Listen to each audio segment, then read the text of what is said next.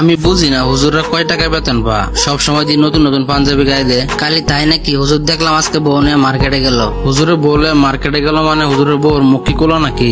না, মুখ ঢাকাই ছিল, কিন্তু তারপরে হুজুর কি কারণে বউ লয়ে মার্কেটে আইব?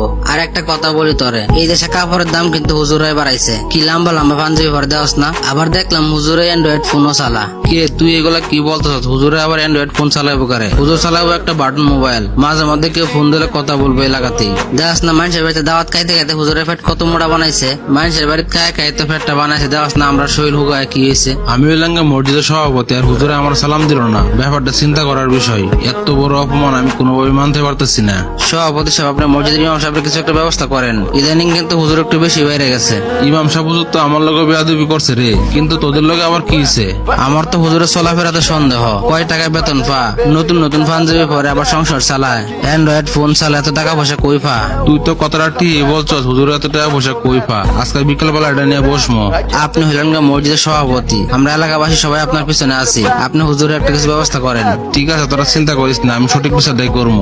সেক্রেটারি হলো একজন পরহেজগার ব্যক্তি, এরা যদি বিচারে ডাকে তাহলে কিন্তু ফলাফল বেশি একটা ভালো হইব না। হ্যাঁ না রাখলেও তো হইব না, তুই চিন্তা করিস না। হ্যাঁ আমি ঠিক করবো না। ইমাম সাহেবরা যদি আমরা বাইর করে দিই তাহলে তো আমাদের দোষ হইব। ইমাম সাহেবের নামে এমন কিছু কলঙ্ক দিমু, ইমাম সাহেব নিজ ইচ্ছে বাইরে চলে দেব। সভাপতি সাহেব, আপনি বলেন আমার কি অপরাধ? কথা বললেন না, একটু চুপ থাকেন। আপনার বিরুদ্ধে অনেক অভিযোগ আছে, মানুষের কথা আর কি কম। আপনি তো আমার লগে বেয়াদবি করছেন। আমি তো আপনার সাথে এমন কোনো আচরণ করি না, আমার জানা মতে আপনি কষ্ট পাইবেন। সকালে আপনার লগে দেখা হইলো, আমি হলাম একটা মসজিদ কমিটির সভাপতি, আপনি আমার সালাম দিলেন না।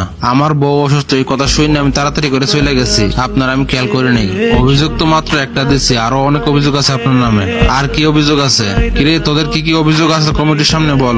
আমার কথা এলাকা হুজুর কয় টাকা বেতন পা, নতুন নতুন পাঞ্জাবি পরে আবার ফ্যামিলি চালায়। শুধু তাই নয়, কালকে দেখলাম হুজুরের বউ নিয়ে মার্কেটে গেল, আবার হুজুরে অ্যান্ড্রয়েড ফোন চালা। হুজুর অ্যান্ড্রয়েড ফোন চালাবো কে? হুজুর চালাবো একটা বাটন মোবাইল। আবার হুজুরে আল্লাহর রাস্তায় মানুষের বাড়িতে খাইতে খাইতে ফ্যাট একটা বানাইছে, ফ্যাট তো নয় যেন একটা গোডাউন। আবার দেখলাম হুজুর একদিনকে জোরে জোরে হাঁটতেছে, আবার দেখলাম একদিন আস্তে আস্তে হাঁটতেছে। এগুলার জবাব দিতে হইব। সভাপতি সাহেব, ইমাম সাহেব তো কইছে ওনার বউ অসুস্থ, তাই শুনে তাড়াতাড়ি করে গেছে, আপনার খেয়াল করে নাই। তাছাড়া হুজুর কি কারণে আপনার প্রত্যেকদিন সালাম দেবো আগে আগে? আপনিও তো পারেন একদিন আগে আগে সালাম দিতে। আমি কি কারণে আগে সালাম দেবো? আমি হলাম মসজিদের সভাপতি। রাখেন ভাই আপনার সভাপতি। আপনি যদি হুজুরদেরকে সম্মান করতে নাই পারেন তাহলে আপনার সভাপতি হওয়ার যোগ্যতাই নেই। আর তোমাদের অভিযোগ হুজুর নতুন নতুন জামা পরে, টাকা পয়সা কই পা? আচ্ছা সভাপতি সাহেব, আপনি বলেন তো, দিয়ে হুজুরে আমরা কয় টাকা বেতন দেই? কত? আর 6,500 টাকা দেই আর কি।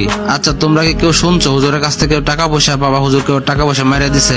না, এখন পর্যন্ত এমন কোনো কিছু শুনি নাই। তাহলে এখন তোমরা ভাবো আমরা এই কয় টাকা বেতন দিই হুজুরে, হুজুর নতুন পাঞ্জাবি গাই দে, ফ্যামিলি চালা, এটা দেখে আমাদের মতন কিছু লোকের সহ্য হয় না। আর তোমরা বলতেছো হুজুরে কি কারণে অ্যান্ড্রয়েড ফোন চালা? ও তোমরা